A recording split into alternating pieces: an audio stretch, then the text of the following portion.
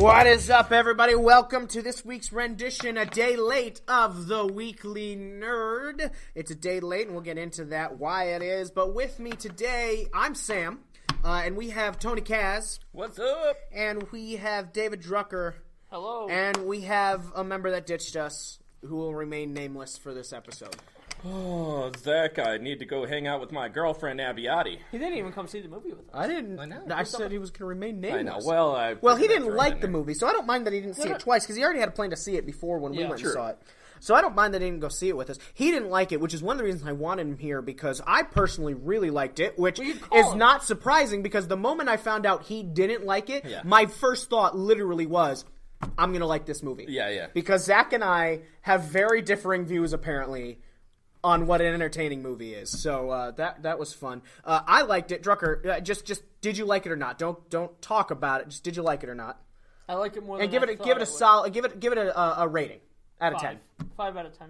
Wow. Tony, I'm right there. Right 5, maybe even a 4 out of 10. I'm at a 7. Really? Yeah. I thought about it even more today, and I as I was thinking about it today, I went, guarantee you I want to go see it again. I guarantee you I could change your mind. I thought about it more today, too, Yeah. and I dropped from a 6 to a 5. I thought about it more today, because you're not going to probably tell me anything that I don't already know. True. The movie, though, was entertaining. It entertained me, which means it gets a higher grade. That's the nature of the beast. Can I agree to disagree? I mean, it was entertaining, but I don't find it on the same aspect of saying, wow, this movie really amazed me, and it was, from start to finish, so captivating. That's why it was only a 7. If the first third of it, if the first act had been better, it probably would have been an 8 or a 9. See, I was entertained enough that it's a 5. But the lack of story and character, which I completely really disagree with. You said that when we were driving home last night, Drucker kept talking about, and his wife and I both agreed that he was wrong. There was a clear plot. It wasn't necessarily a great plot, but there was a plot. It was all over the place. And I disagree with that. In the very beginning, they time jumped a lot.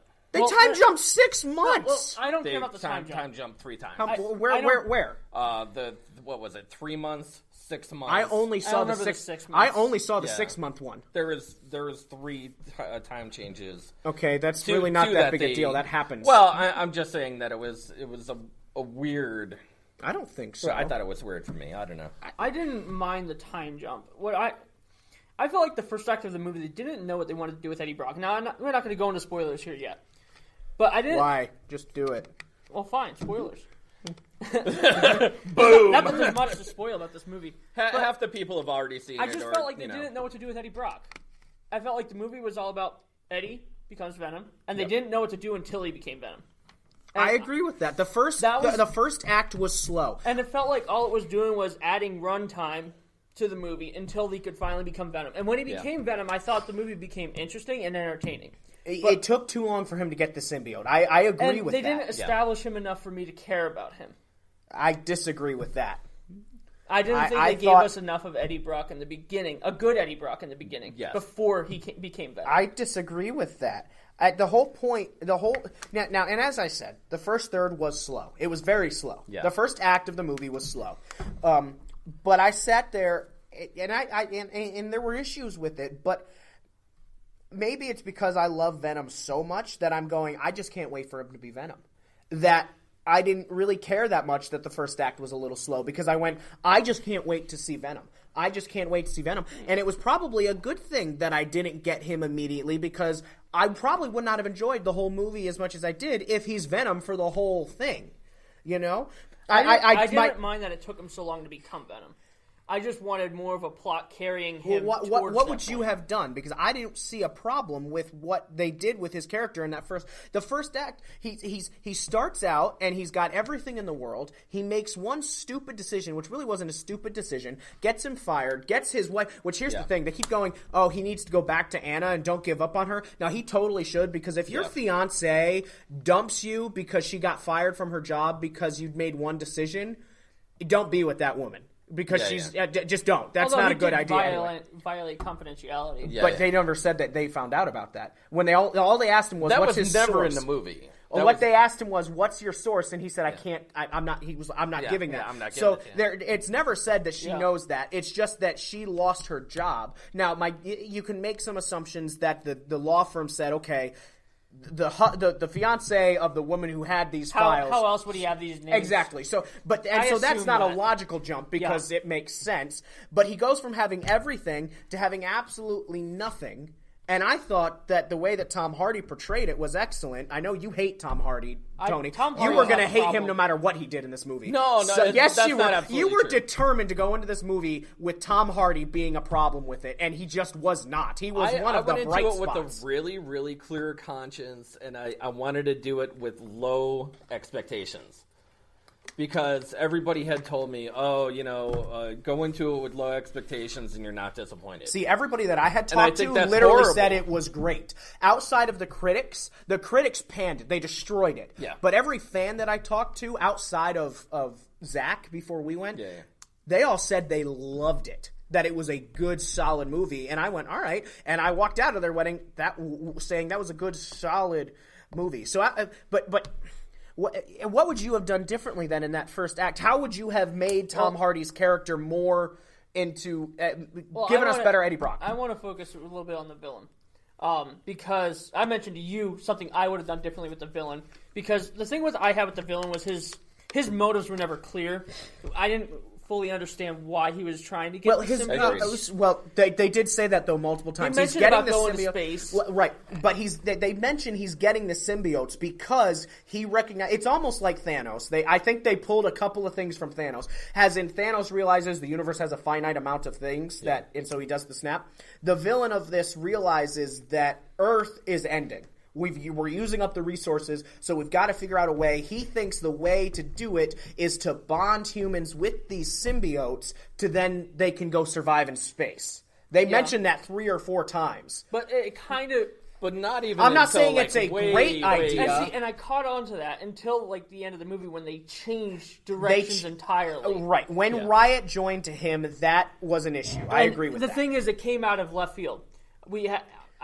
I thought he was going to be Riot the whole time. Yes. I knew that was going to happen. I knew it was going to happen.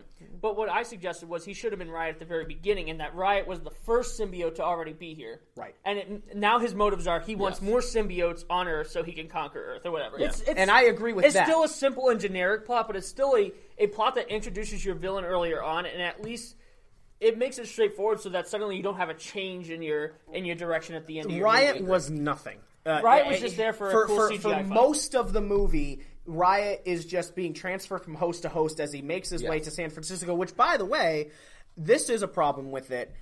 You never understand why Riot thinks he should get to San Francisco, which is where this movie, for the most part, takes place. Yes. The spaceship crash lands outside of, Malaysia? Yeah. And they get all the symbiotes back except for one, which we know is Riot. And then it just transferred from host to host, getting to San Francisco, and they never actually say why this symbiote wants to get there. Maybe it can sense where the other symbiote is, but then it doesn't know that Eddie doesn't have Venom anymore when he loses the Venom symbiote at one point. So there's a few little that's things. an issue. When you see the symbiotes being tested on the subjects, the idea is only certain people can bond with the symbiotes, but we never get told what makes that person they don't know. Compatible. They did say that they don't know. But what seems interesting is the symbiotes seem to know, but we don't get an explanation That's of how true. they know. They don't dive into the symbiotes very much. The symbiote Venom knows that he needs Eddie. But after he bonds with him. It's after he bonds with him. But even when he's in the girl, he wants Eddie. I'm not so sure. I think at that point when he's in the homeless girl, I think that when she calls out to him, I don't think that's Venom. I think that's her. You see it even when Eddie has Venom. They are still two separate beings. Yeah, and that's another thing. One thing I loved was when Eddie Brock gets Venom, you hear Venom talking to him. One of the best parts of the whole movie. But you never see the symbiote talking to anyone else when they are possessed with the symbiote. Right, but I don't have a problem with that because you don't focus around those other ones. You only focus around... But if Venom was in that one, you could have, but it's not really necessary, but... And you do see Riot talking to the name of the nameless villain who owns the company. The evil mogul. I don't remember his name. Generic but you evil do villain see number him, one. You do see Riot talking to him at one point. And not even to say that he was a horrible villain. He wasn't a horrible villain. He just wasn't. He wasn't horrible. Like he was there. He was there. That's what he was there. He was there. Yeah. That's the best you can say about him. He was there. Absolutely nothing. What I found funny, and I thought it was a little lazy, but also a little funny. He has bad guy written all over him from the moment you see him. Yeah. Like, they could just put a stamped bad guy or put the devil horns or whatever. Just say he bought bad his guy. suit at, like, the Bad Guy Hall of Fame. What I found hilarious, but a little lazy in terms of writing, was when Eddie Brock meets him for the first time, and he's pretty much giving exposition of everything about him. I'm like, okay, so this guy's just bad guy. He's got bad guy written everywhere, and no one believes it but Eddie. And they didn't even... Which I liked it. They didn't even try to make him a compelling villain. Like no, the movie clearly to me wanted to focus around Venom and Eddie. Yeah, and it took the movie. It didn't take chances. Which it would have made it. Yeah. It was very safe. Which very cut and Which dry. I don't get when people. I've seen critics saying that it wasn't like people who liked it saying it was an original movie. I'm like it was just a generic movie. It was a very generic movie. It entertained me. It was good enough to warrant a second movie. Yes, it was more than good enough. It more than did its job to warrant a second movie and to help kick off the Sonyverse, whatever they want to do. Right. What surprised me was it actually did a good job without Spider-Man. Yes. I was really surprised by that. It is, Stephanie. No, Snoopy shirt's back. I still think there are some things they missed out on if they did it with Spider-Man. And eventually you will need Spider-Man. Yeah, and you can't ever do those things. You can't do how much Venom hates Spider-Man. Because he was never attached to Spider-Man. Right, now. Yeah. But they still made it work. I don't think that was the problem. I loved Venom. Yes. I loved the CGI and how he looked. I loved the character. He was I thought the way Venom was excellent. Even when he was on Anna at one point, I thought that was excellent. Yeah. I liked that they gave him a sense of humor. He was really funny. And we'll get to Carnage at the end, Austin. Let me just say this, right? For me, there was 3 periods in the whole movie that were trash. And I say this in a lighthearted way because the movie was just basic. It was a very basic, safe movie. Right. Didn't take chances. It took no chances, very cut and dry. It told the story. It forced, and this is for me, it kind of forced dry humor onto the character of Venom. And not so much onto Tom Hardy's character of Eddie Brock. But I laughed every time. But I thought it was funny. I also thought it contrasted very well. I'm just saying that in general, I figure it is kind of like a Thor Ragnarok movie. You know, where they forced humor onto you, and it wasn't supposed to be humorous at that time. But they forced a joke in to make you laugh. Yes, the joke was funny, but was it really? But the joke was. See, now I'm trying to think back if there was a point when I went, man, that made me laugh, but I don't think it was needed. But the joke was part of the character of Venom that they designed. So I thought most of the jokes fit, and a lot of the jokes happened to be between Venom having his own ideas and Eddie having his own ideas. Yes. And it worked. I loved Venom and Eddie going back at it, which Tom Hardy did both. Because they're at odds until the very end. Yes. They're at odds until literally like the end of the movie when he eats a guy. Which is probably my biggest knock. For me in particular, I think they should have opened the movie on the comet. Could have done that. I think it would have been a way better beginning because they already had the symbiotes. They already exploded out of the containment unit, and that's why the spaceship was exploding on its way in. Right. You assume that was Riot that broke out because the other ones are all in their containment units. Exactly. And Riot's supposed to be the superior of them. Right. Yeah. Now, knowing that he killed one pilot and then jumped to another pilot. Right.